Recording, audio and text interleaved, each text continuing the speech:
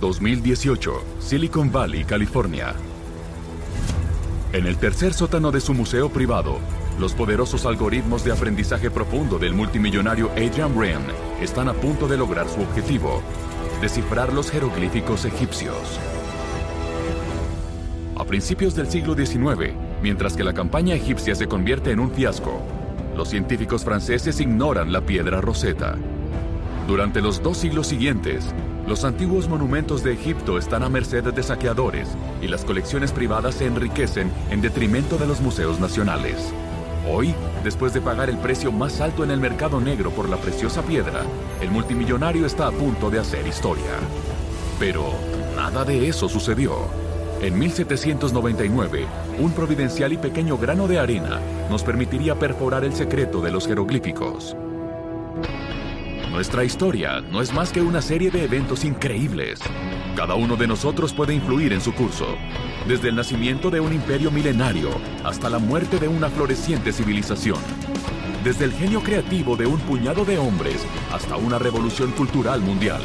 Desde la más oscura de las visiones totalitarias hasta la más horrible de las devastadoras guerras. Desde la heroica resistencia de todo un pueblo hasta la determinación férrea de una minoría. La más mínima de nuestras decisiones puede influir en el futuro de la humanidad. Conocer el pasado es prever el futuro.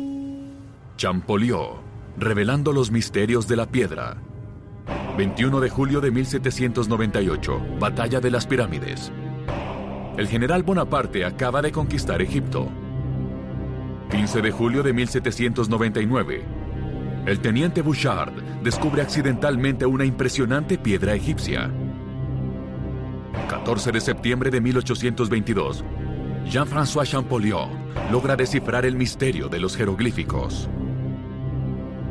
Estos 3 eventos, inextricablemente vinculados, son los momentos clave en la decodificación de jeroglíficos que abre el camino a la egiptología.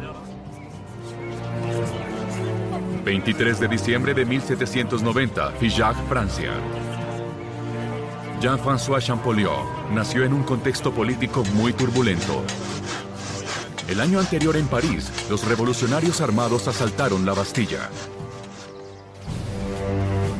Después de este hecho, Francia entra en un periodo de revolución. Los monarcas europeos se unen en un esfuerzo por aplastar las peligrosas ideas de libertad e igualdad.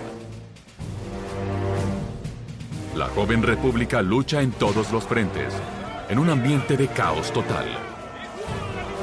El tiempo pasa, y mientras el pequeño Champollion aprende a leer a muy temprana edad, caen gobiernos uno tras otro, y el terror revolucionario se cierne sobre el campo y la guillotina asola el paisaje político. Inglaterra, líder de sucesivas coaliciones antirrevolucionarias, es el enemigo nacional. Pero, protegida por el canal, la isla está fuera del alcance de los ejércitos revolucionarios, pero encuentran un camino diferente. Una invasión a Egipto podría comprometer la ruta a la India y amenazar los intereses comerciales de los británicos. En este momento, Egipto hacía parte del Imperio Otomano, pero la Sublime Puerta, plagada de corrupción, ejercía el control solo en teoría. El verdadero poder estaba en manos de los mamelucos. Cruzar el Mediterráneo, controlado por la Armada Real, es una labor compleja. Para liderar esta peligrosa misión, eligieron a un oficial que rápidamente ascendió de rango, el general Bonaparte. Joven, dinámico y agresivo, Bonaparte está convencido de las ideas de la revolución y es completamente devoto a su país. En tiempo récord y completamente en secreto, Bonaparte logra reunir un ejército de 40.000 soldados. Y eso no es todo. Apasionado por las matemáticas y miembro personal del Instituto de Ciencias, le pide al eminente matemático Gaspard Monge que organice una comisión de científicos y artistas para que lo acompañen a Egipto. Más allá de las consideraciones militares, esta sería una expedición científica y cultural. En total, no menos de 167 sabios se unen a la aventura, sin saber cuánto tiempo les llevará o exactamente a dónde irán. El 19 de mayo de 1798, matemáticos, químicos, agrimensores, médicos, arquitectos, pintores y botánicos se embarcan, junto a las tropas revolucionarias, hacia la tierra de los faraones. Bienvenidos a la memoria de la humanidad. Cada evento histórico, independientemente de cuán pequeño sea, se registra y se conecta. Solo se necesita cambiar uno para modificar a todos los demás. Aquí podemos controlar el tiempo, analizar y comparar miles de millones de eventos para reescribir la historia de maneras infinitas. Volvamos a los albores del siglo XIX. Nadie, ni siquiera en Egipto, puede descifrar los innumerables textos tallados en las tumbas de los faraones y en los obeliscos que protegen la entrada a los templos. Los egipcios saben muy poco sobre su extenso y antiguo patrimonio. La civilización egipcia, desde el apogeo de sus milenios de existencia, ya casi desapareció de la memoria. Desde la isla de Pascua hasta los imperios centroamericanos y los celtas, hay partes importantes de la historia que aún hoy son un misterio. Otras han desaparecido para siempre y su propia existencia ya fue olvidada. Esto nos lleva a pensar, no importa cuán fuerte y duradera sea una sociedad, un leve cambio en los vientos del destino puede hacer que desaparezca para siempre. En la escala de la humanidad, las civilizaciones son frágiles y asombrosamente efímeras. Ninguna de ellas está a salvo del olvido.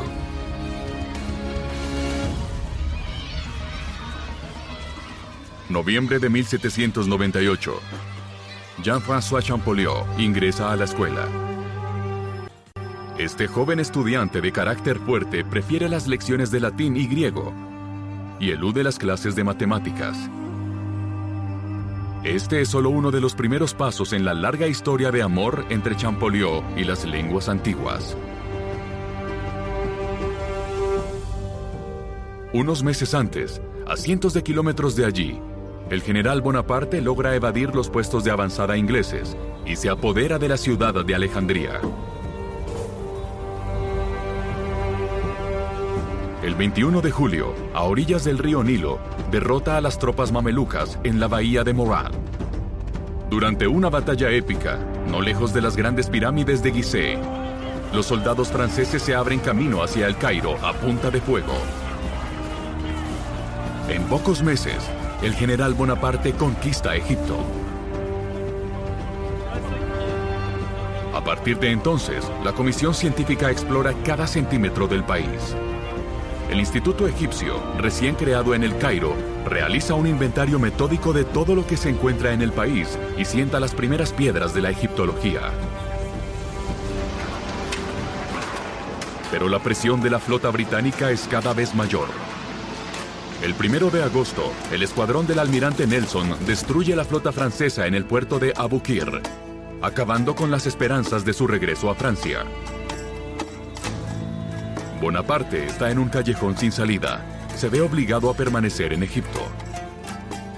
En consecuencia, ordena a sus hombres restaurar fortificaciones costeras en lugares como la ciudad El Rashid, rebautizada Roset en francés.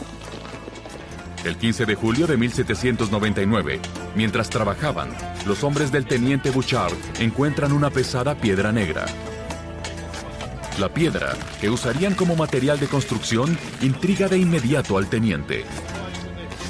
Politécnico y lector de griego antiguo, el oficial comprende de inmediato la importancia del descubrimiento. Bajo una capa de polvo, identifica algunas inscripciones griegas. Pero la piedra contiene otros dos sistemas de escritura diferentes. El teniente alerta a sus superiores. La piedra es enviada rápidamente a El Cairo, y desde entonces la llamada Piedra Roseta llama la atención de todos. Además del griego, se identifican otros dos sistemas de escritura. La piedra contiene símbolos demóticos y jeroglíficos. Y aún más importante, el texto griego, rápidamente descifrado, indica que los tres textos son, de hecho, traducciones del mismo decreto. la clave para descubrir el secreto de los escritos sagrados del faraón. Para facilitar su estudio, deciden hacer una copia de los textos en caso de que la piedra caiga en manos de los ingleses. Llegamos a un punto de divergencia. Un punto de divergencia es un momento clave, una encrucijada en nuestra historia donde nuestro mundo puede oscilar de un lado a otro. La piedra Rosetta es un fragmento de roca grabado con un decreto promulgado por el faraón Ptolomeo V en el año 196 a.C. El mismo texto fue traducido 3 veces, en jeroglíficos en la parte superior, en demótico en el centro y en griego en la parte inferior. En teoría, comprender el contenido de un texto permite descifrar el contenido de los otros 2. La piedra fue descubierta por un culto oficial que en realidad podía leer griego. Por azar del destino, cayó en manos de una de las raras personas que era capaz de comprender su importancia. Como Louis Pasteur dijo una vez, el azar solo favorece a la mente preparada. Alguien sin conocimiento profundo de las lenguas antiguas quizá habría usado ese bloque de piedra de construcción y nadie habría sabido de su existencia. Sin el descubrimiento de la piedra Rosetta, es posible que la egiptología nunca hubiese alcanzado popularidad. Hoy, la historia egipcia quizás sería ignorada o malinterpretada en gran medida. Víctima del saqueo de los cazadores de tesoros, la herencia egipcia se habría dispersado entre las colecciones privadas de todo el mundo. Marzo de 1801. Champollion, de 10 años, se une a su hermano en Grenoble. Comienza a estudiar griego y latín antiguos, así como hebreo, árabe, siríaco y caldeo. Luego aprende persa y copto. La arqueología es su pasión. En 1804, estudia en la Escuela Secundaria Imperial. Desde que la República se convirtió en un imperio, Francia tiene un nuevo líder, el emperador Napoleón Bonaparte. 5 años antes, después de evadir a la Armada Real, el general de la República había huido de Egipto. El 10 de noviembre de 1799 se posiciona como líder del país gracias a un audaz golpe militar. Debido a los mensajes previos, sus triunfos científicos eclipsan el fracaso de su campaña militar en Egipto.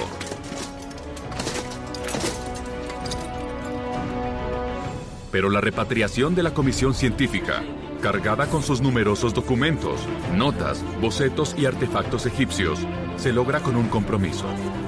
La flota inglesa ofrece un retorno seguro a casa a cambio de todos los trabajos científicos. Un sacrificio terrible. Después de duras negociaciones, a los franceses se les permite conservar su preciosa investigación, pero los británicos conservan los hallazgos arqueológicos más atractivos, especialmente la piedra Rosetta. Esta es una pérdida inconmensurable, pero dentro de las bolsas de los eruditos franceses, felizmente se conservan las copias de la piedra, junto con los fabulosos dibujos de Denot y otras descripciones meticulosas de Egipto. De 1802 a 1826, estos preciosos artículos se vuelven a armar pacientemente en una obra monumental, la descripción de Egipto. La piedra Rosetta atrae de inmediato la atención de la comunidad científica, especialmente la del inglés Thomas Young. El científico se pone a trabajar de inmediato. Su objetivo: hacer que la piedra hable y descubrir los secretos de los jeroglíficos. En 1808, una de las copias de la piedra cae en manos de Champollion, que apenas tiene 17 años. En 1814, escribe a la Real Sociedad solicitando una mejor transcripción. Thomas Young, entonces secretario de la prestigiosa organización, descubre que tiene un competidor en Francia. La respuesta de Young a Champollion es clara. Las transcripciones en francés tienen la misma calidad que las del inglés, así que no es necesario enviar nada. Pronto, Champollion se entera de la investigación de Young. Tiene un rival en Londres. Una escritura puede ocultar otra. Cuando se descubrió la piedra Rosetta, la comprensión de los jeroglíficos egipcios se había perdido desde el final del Imperio Romano, incluso desde mucho antes. Transcurrieron unos 3 milenios. Reservado para los escribas, una pequeña casta oficial. Los secretos de la escritura jeroglífica solo eran conocidos por un puñado de personas. En 391, el emperador romano Teodosio I condenó los signos sagrados al olvido cuando ordenó el cierre de los templos paganos. La escritura jeroglífica, diseñada para ser tallada, es principalmente figurativa, fácilmente reconocible por símbolos que representan objetos. Con el tiempo, se simplificó y tendió a la abstracción. Progresivamente se tornó lineal, luego cursiva, para poder inscribirse más rápidamente en pergamino o papiro. La escritura se simplifica aún más con el demótico, que era una escritura popular utilizada en la vida cotidiana, muy lejos de su ascendencia jeroglífica. Finalmente aparece el copto, que se basa en el alfabeto griego y todavía es usado hoy como idioma litúrgico. En la época de Champollion, los egipcios usan otro idioma, el árabe. Para los investigadores, descifrar los jeroglíficos significa viajar a través del tiempo y escarbar varias capas lingüísticas. Una verdadera hazaña arqueológica. Conocer los idiomas intermedios se convierte en una gran ventaja. Young hace los primeros avances notables. Sugiere que el demótico no es simplemente alfabético, sino una mezcla entre jeroglíficos y alfabeto. Gracias a los descubrimientos de otros investigadores, también se entera que el cartucho con múltiples jeroglíficos en realidad contiene los nombres de los faraones. Su método matemático lo empuja a descartar los signos que considera innecesarios. Young parece estar un paso adelante.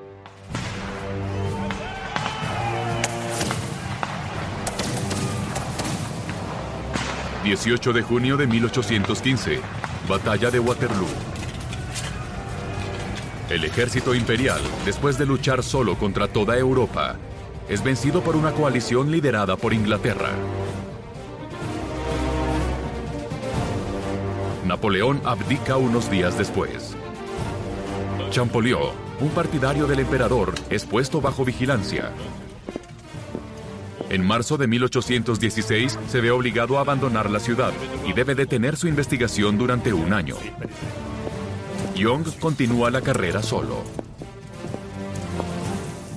El inglés publica un artículo en la Enciclopedia Británica. Afirma haber descubierto los principios de la escritura jeroglífica, pero en realidad solo identifica con éxito el nombre del faraón Ptolomeo, gracias a verificaciones cruzadas, pero aún no puede leer los jeroglíficos. No ha encontrado la clave para descifrarlos. Champollion llegará mucho más lejos. El francés está convencido de que dentro de la misma frase, un signo puede usarse como un símbolo para designar una palabra o fonéticamente para designar un sonido. Según él, los jeroglíficos son una mezcla de ideogramas y fonogramas. Agregado al bloque que contiene los nombres de faraones conocidos, este importante descubrimiento lo ayudará a aislar 12 signos fonéticos. Es el comienzo. En la mañana del 14 de septiembre de 1822, recibe una reproducción de un cartucho de uno de los templos de Abu Simbel y comienza a estudiarlo de inmediato. Gracias a su trabajo previo, ya conoce los dos últimos signos, una doble S. Siguiendo su teoría, el primer signo, muy extendido y representativo del Sol, podría leerse como el símbolo del dios del Sol o su equivalente fonético en copto, Ra. El signo en el medio también es descifrable gracias a su valioso conocimiento de copto, una ventaja de la cual carecía Young.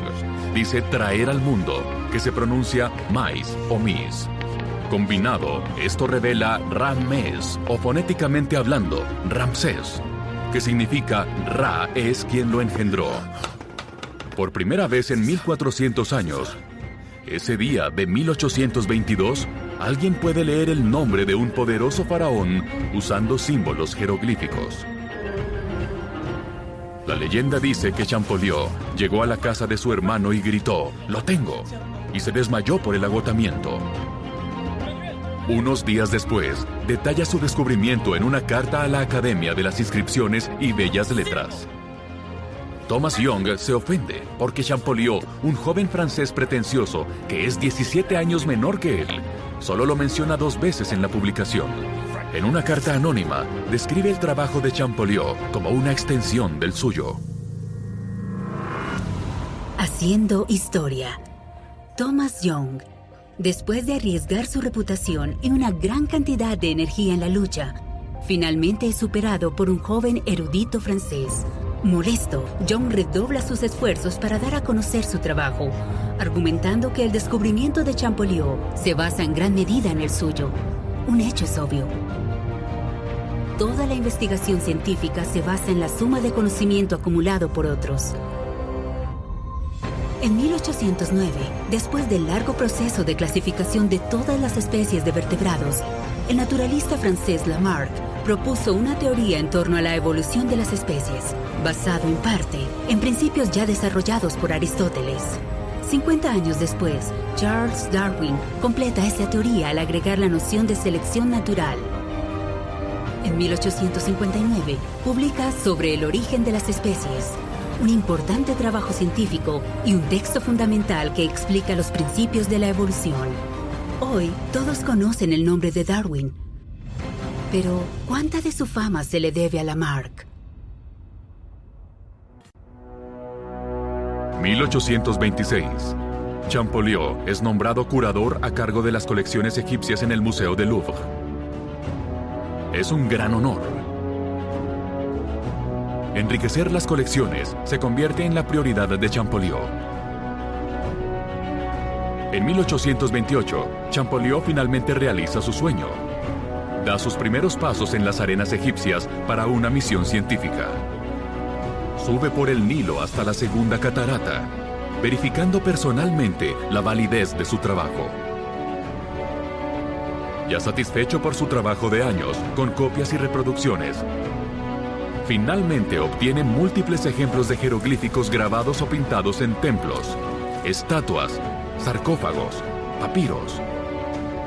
Cuando regresa en 1830, es postulado a la Academia de Inscripciones y Bellas Letras. Luego obtiene la primera cátedra de arqueología egipcia en el mundo, creada especialmente por él en el Colegio de Francia. Da su conferencia inaugural en 1831, pero la enfermedad lo aleja de este mundo el 4 de marzo de 1832. Solo tenía 41 años. Nunca vio la piedra Rosetta en persona, pero logró sus objetivos. Ingresó a la historia de la humanidad como quien descifró los jeroglíficos. Este joven erudito apasionado por Oriente abrió el camino a la egiptología. Y gracias a él, hoy sabemos mucho sobre los 3.500 años de la historia del antiguo Egipto. Y sin embargo, todavía hay muchos misterios por descubrir. Pero esa es otra historia. ¿Quién es legítimo? En 2004, el Consejo Supremo de Antigüedades de El Cairo envió una solicitud al Museo Británico. Encontrada en suelo egipcio y transportada ilegalmente a Inglaterra, la piedra Rosetta debería ser devuelta. Para el Museo de Londres, que la había protegido durante más de 2 siglos, la piedra se había convertido en una parte integral del legado británico. La restitución de numerosos objetos, a veces alineados con la dominación colonial o las operaciones militares, puede ser compleja. Antes de cualquier otra consideración, estos vestigios del pasado deben protegerse contra el tiempo, los elementos y, sobre todo, de los seres humanos. El saqueo de iglesias y castillos durante la Revolución Francesa o la destrucción de los templos de Palmira a manos de Al Qaeda en 2015 nos recuerdan que la herencia de la humanidad es frágil. A esto se agrega el mercado negro menos visible, pero igualmente destructivo para las antigüedades. Todos los países son víctimas y actores en este flagelo. La piedra Rosetta nos ha enseñado que cada ruina puede ocultar un secreto inconmensurable. Champollion trabajó durante años en la reproducción del contenido de esta piedra. El original era inaccesible porque estaba ubicado en un país en conflicto con el suyo. Hoy, una simple investigación en línea nos permite ver fotos de alta definición de ella. El Museo Británico de Londres, donde se encuentra, ofrece acceso gratuito al público. Ahora está disponible para todos, sin restricciones.